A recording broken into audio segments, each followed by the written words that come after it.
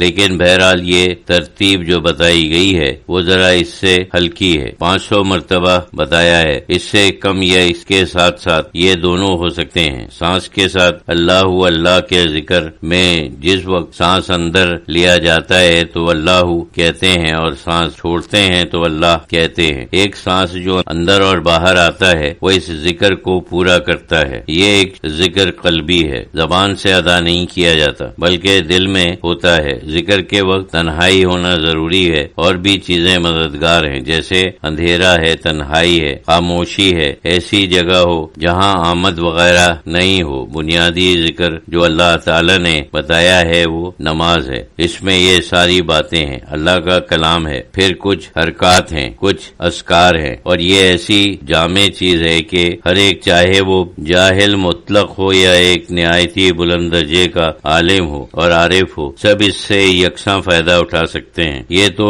جامع ذکر ہے، ہر قسم کا ذکر اس میں شامل ہے، لیکن یہ جو خاص ذکر ہیں وہ بھی ایک خصوصی چیز ہے، خاص طور پر آج کل کے زمانے میں، کیونکہ اکثر لوگ ایسے ماحول میں رہتے ہیں جس میں وہ خاص اللہ کو یاد کرنے کے لیے کوئی مددگار نہیں ہے، لیکن وہ انتشار کی دنیا ہے، تو اس وجہ سے اور زیادہ ان خاص اذکار کی ضرورت ہے۔ جیسے رسول اللہ صلی اللہ علیہ وسلم کے زمانے میں بھی اس قسم کے اذکار ہوتے تھے۔ یہ نہیں سمجھنا چاہیے کہ کوئی نہیں تھے، بلکہ یہ بات کی بات ہے۔ اذکار حدیث میں بھی آتے ہیں، بعض اذکار ہیں جن کی تعداد بھی بتائی گئی ہے۔ رسول اللہ صلی اللہ علیہ وسلم نے فرمایا ہے کہ اگر تم 100 مرتبہ پڑھو تو بہت عمدہ ہے۔ بعض چیزیں 10 مرتبہ بھی بیان کی گئی ہیں، سبحان اللہ، الحمدللہ، اللہ اکبر، لا الہ الا اللہ، یہ کچھ زیادہ نہیں ہے۔ اس زمانے میں بعض آیات کا بھی ذکر کرتے ہیں، جیسے خود حضور سے مذکور ہے کہ ایک آیت آپ نے تقریباً ساری رات پڑھی ہے۔ صحابہ کرام کے متعلق بھی ایسی روایتیں ہیں کہ انہوں نے ساری رات ایک ہی آیت پڑھی۔ سب اصول وہاں موجود ہیں، ذکر جہری بھی ہے، ذکر خفی بھی ہے، یہ سب باتیں اصولی طور پر وہاں موجود ہیں۔ زمانے کے ساتھ ساتھ کبھی کبھی کسی چیز کی تھوڑی سی حیت بدل جاتی ہے، ویسے اصول نہیں بدلتے، کچھ حیت بدل جاتی ہے۔ اصل میں وہ بھی کسی انسانی عقل کا نتیجہ نہیں ہے، بلکہ یہ اہل اللہ گزرے ہیں، ان کا رابطہ رسول اللہ صلی اللہ علیہ وسلم کی روحانیت سے ہوتا ہے۔ ہر وقت ان کو ان چیزوں کا احساس ہوتا ہے کہ اب اس کی حیت یوں بدلنا چاہیے۔ اصل میں یہ بھی رسول اللہ صلی اللہ علیہ وسلم کی ہدایت ہے اور آپ کی تعلیم ہے جو جاری ہے، اس میں کوئی بدعت یا کوئی نیچی نہیں ہے۔ بعض لوگ ضربوں پر گفتگو کرتے ہیں جو صوفی ذکر میں لگاتے ہیں، یہ بھی سمجھو یہ وہی اصول ہے، اس کی وجہ سے رکوع اور سجدے کا حکم ہے، کسی باطنی کیفیت کا ایک ظاہری یا جسمانی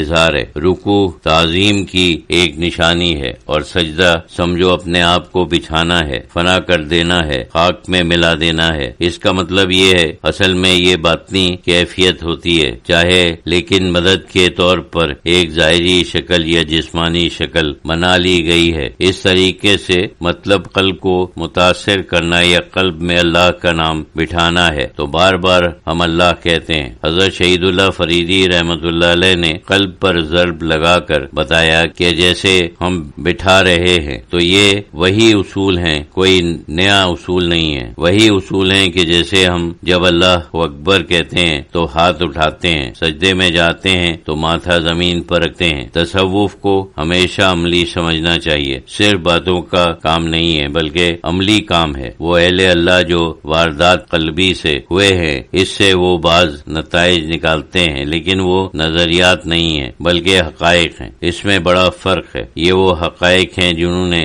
دیکھا ہے اور پھر ایک تسلسل کے ساتھ اور ایک خاص تربیت کے ساتھ جنہوں نے بیان کیا ہے۔ اس میں اور نظریے میں بڑا فرق ہے۔ بعض لوگ نظریہ وحدت الوجود یا نظریہ وحدت الشہود کہتے ہیں، لیکن نہ وحدت شہود نظریہ ہے اور نہ وحدت الوجود نظریہ ہے، بلکہ وہ ایک روحانی واقعہ یا کیفیت کے دو پہلو ہیں۔ آپ اس طرح سے بھی بیان کر سکتے ہیں اور اس طرح سے بھی بیان کر سکتے ہیں۔ بنیادی طور پر ان دونوں میں کوئی فرق نہیں ہے، صرف تعبیر یا بیان یا الفاظ کے استعمال کا فرق ہے۔ اگر اس کیفیت سے روحانی واقعے کو کوئی خاص نظری شکل دینا، اس میں تھوڑا سا فرق ہو جاتا ہے، ورنہ بنیادی فرق نہیں ہے۔ تو جتنی صوفیہ کی باتیں ہیں وہ کوئی نظریہ نہیں ہے،